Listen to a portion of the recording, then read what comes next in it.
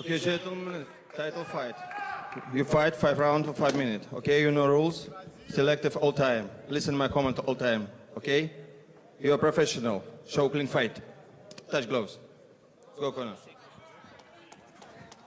They touch gloves. We are set. We are ready for our main event of the evening. Here is the tail of the tape. A huge age difference between these two.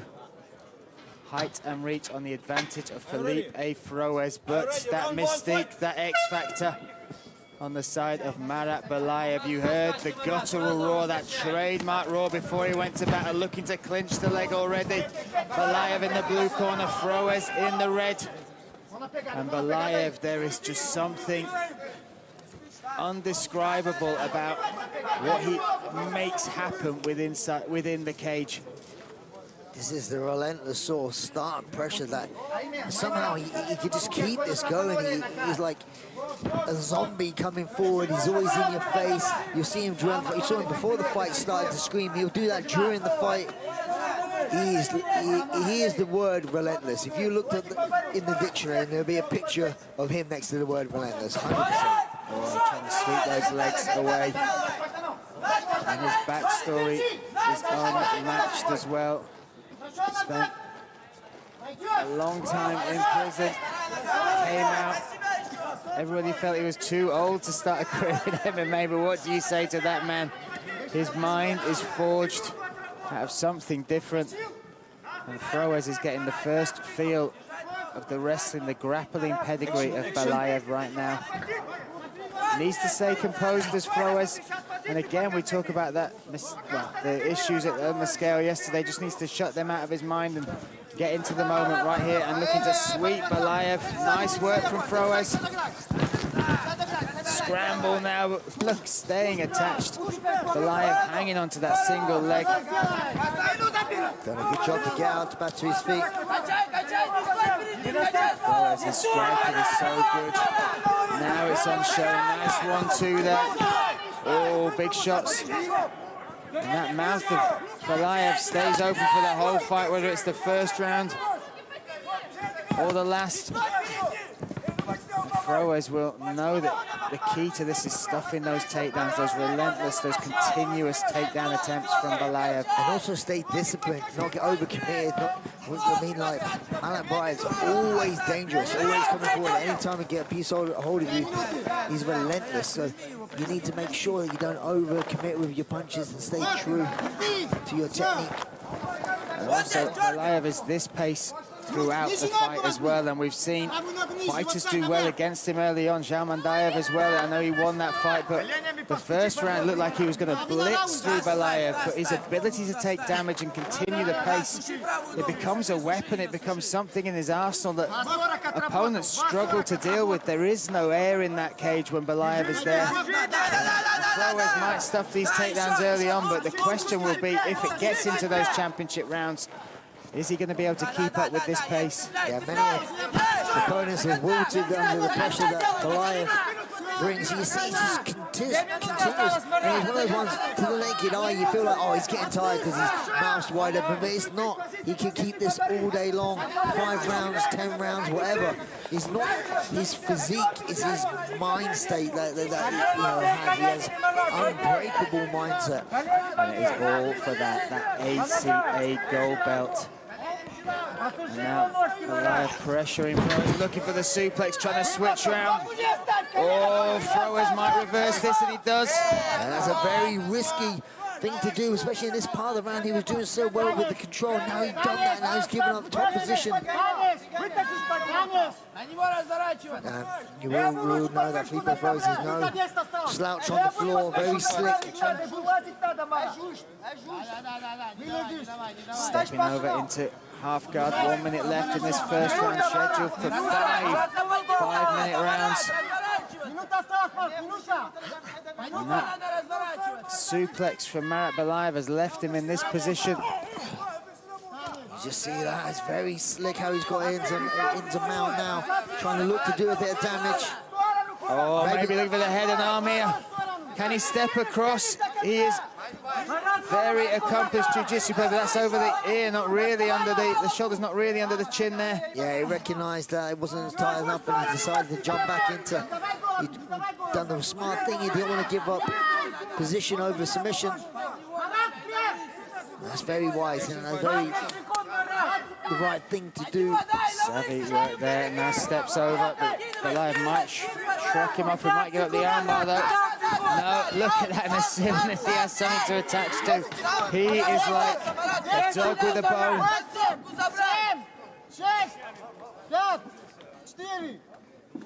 Very good, interesting first round in the books. Round finish.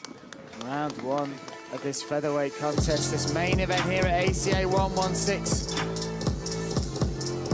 And we know the game plan of Marat Balaev. We've seen Froes craftily take advantage of a couple of little gaps, but the question we will ask as this fight goes on is, can he continue to do that? Can Froes withstand the pressure? We saw his fight with Diego Brandão. It's the same sort of thing. Diego Brandão had a lot of success, but it was just the constant pressure coming forward, and he eats shots. He happily eat 1, 2, 3 just to grab hold of your hand or something. He'll take it. But that was a mistake for me in that round there when he went for the suplex, ended up getting a bad position, and for me that tactically that lost him that round. Well, we shall see. Should it play out like that?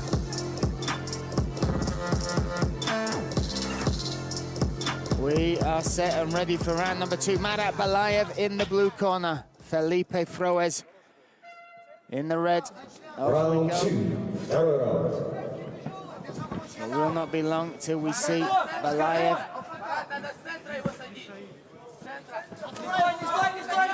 looking for that takedown. Oh, and there it is, looking for that single leg. Trying to get it down to the mat. Once again, he manages to do so. That butterfly hook is back in for Froes. Froes being very active, using that butterfly. I see very well. He's used it twice now to get out of position. Oh, now. Now the overhand right. And Balaev, that mouth wide open, coming forward, eats shots. When we talk about the damage he could take, oh, and Froes complaining about an eye poke. That was as he was coming forward. Didn't quite see it myself, but no argument there from Marat Balaev. Yeah, it's a very good, I mean, going back to the start of the round, it's again a very, very good shot by Marat Balaev. Just getting a piece of the leg. Very good defense, though. You go back the, yeah, definitely got a few fingers in the eyes. But when it goes to the striking here, you see this, good strikes, good 1-2. He's very clean with his shots. Froes just taking a couple of seconds.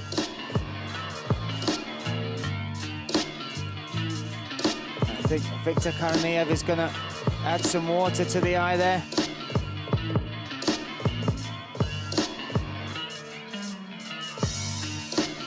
Seems to be okay, seems to be ready to continue.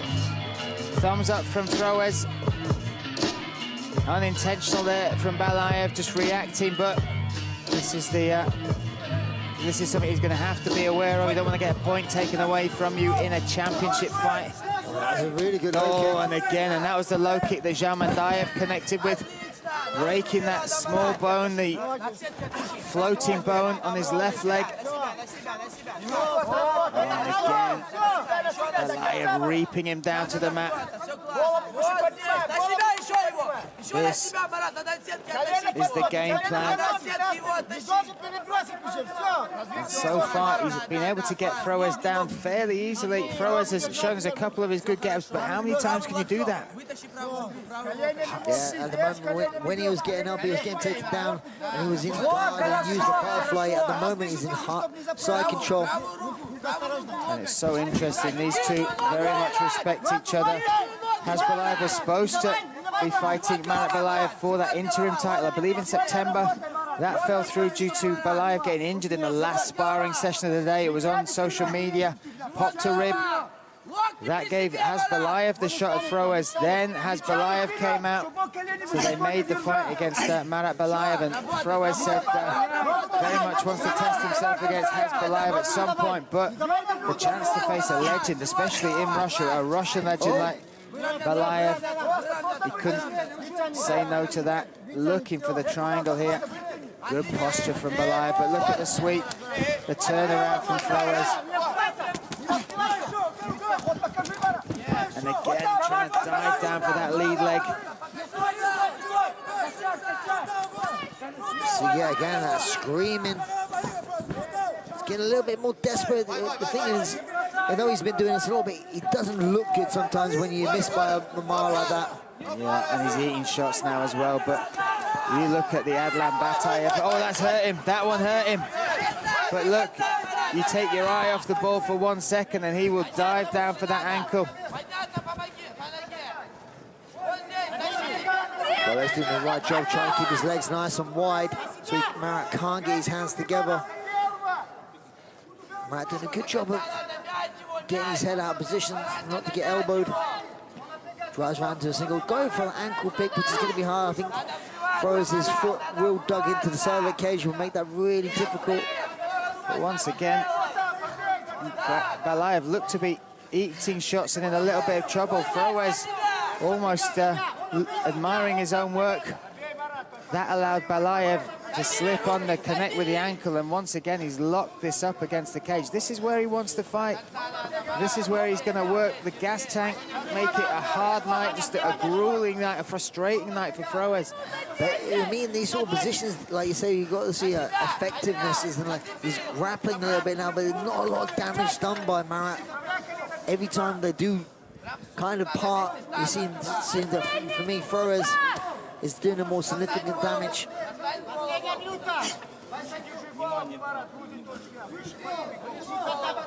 That's the only thing. The question is going to be seen later on, as in this sort of pressure, will it wilt Felipe Froes is wilt many lesser man. 40 seconds left of round number 2. Another interesting one to score on the feet. Certainly the cleaner work from Froes. More pressure and control, but like I said, it's got to be effective grappling. That is the criteria: effective striking, then effective grappling. And at the moment, you're kind of just like holding on to certain positions, and he's actually getting outstruck. Here, there's little elbows, there's little things. Oh, looking for the takedown. Froes very aware of it. Final 10 seconds of this second round. Did a good job of holding around the butt here, stopping Balaev from sitting through. There we go. Round 2 in the books. Another interesting one. And the more this goes on, the more people I spoke to, they felt if Froes could take control in the first 2-3 rounds, maybe even get the finish of Marat Balaev, then the fight was more in his favor. But the more I talked to people, the more people felt as this fight goes on, no matter what state you are looking at Balaev in, whether he's covered in blood, whether he's limping, he's injured, as the time ticks on, the clock, the hands of victory swing in the favor of Marat Balaev. Yeah, when you look, let's go back to that. This is that clean sort of striker work that we've seen come to expect from Felipe Froes, and that leg kick. This is, yeah, again, we have that relentless pressure, but Balaev to eating shots, but he does this and you see him, but didn't get to see any of it then. But that's where that uppercut, where we believed he was actually hurt a little bit. This fight is flying by. We are at round 3 already. Again, round 3. the title on the line, but only for Balaev. He can win the title. Felipe failed to make the weight yesterday, but doesn't want to just make up. Oh, a nice inside leg kick outside as well there from the Brazilian. He is so dynamic on his feet. Switching southpaw to orthodox. Now he's even more prepared for those takedowns. That's a good overhand right. That's what happens sometimes when you're so expecting someone to go for a takedown. It does let them get a bit more success with their striking. Again, the shot in from Marat, and it's got to be, it's a different fight at different ranges. At range, Froes is able to connect. Look at that jab right on the end of the punches, the nose, the face of Balaev. But here, when they are in any way connected, this is where Marat Balaev can nullify that attack, even if he's just pressuring him against the cage. So Froes, solid shots from the Brazilian. It seems that every time that Froes is in punching range, he's got to be very aware of that shot. Nice shots now, mixing out, looking to... the referee saying he wants to see something from Balaev. Froes sensing victory here. He might stop. It's over! It's over! What? Felipe Froes takes victory, does the unthinkable, finishes Marat Balaev in round number 3. The sad, the bitter twist in that is that he does not keep the belt. He lost the belt on the scales yesterday, but let's just look at the handiwork. Look at that. I mean, he couldn't miss. He was picking all his shots. You see most of these actually, you see Marat doing a good job of trying to cover up, but they're all hitting, and he just made his last knee made him go down. And there goes Marat Balaev, and up go the hands of Felipe Froes. Nothing but respect for each other. A smile on the face, Felipe Froes as well. Let's talk about this. He is expecting his first child, a baby boy, only found out recently. You see him there, he's shaking the cradle here now. So happy there's something more. Obrigado, meu Deus! Inspiring and a motivated individual here. And that's what it means to him. I'm sure he'll be disappointed and sad about the belt, but he has put on a performance against a Russian legend here.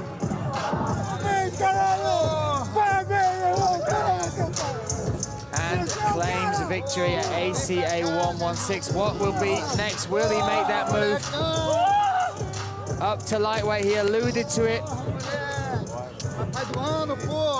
in the intros. We shall find out. But let's make this official. Let's hand it to the man in the middle, the one, the only Alexander Zagorski.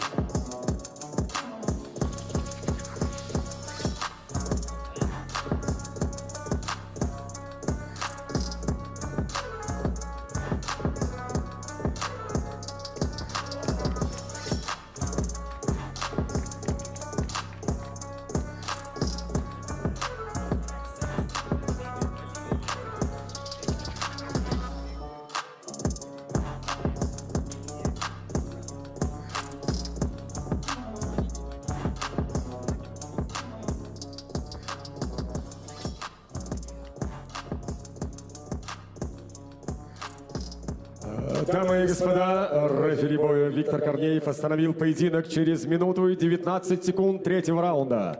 Ladies and gentlemen, your referee judge Victor Korneev stops this contest at 1 minute and 19 seconds of round number 3. Техническим нокаутом победу одержал, and your winner by tactical knockout, Felipe Froes! Eu sou campeão, tá, meu... И ввиду того, что Филиппа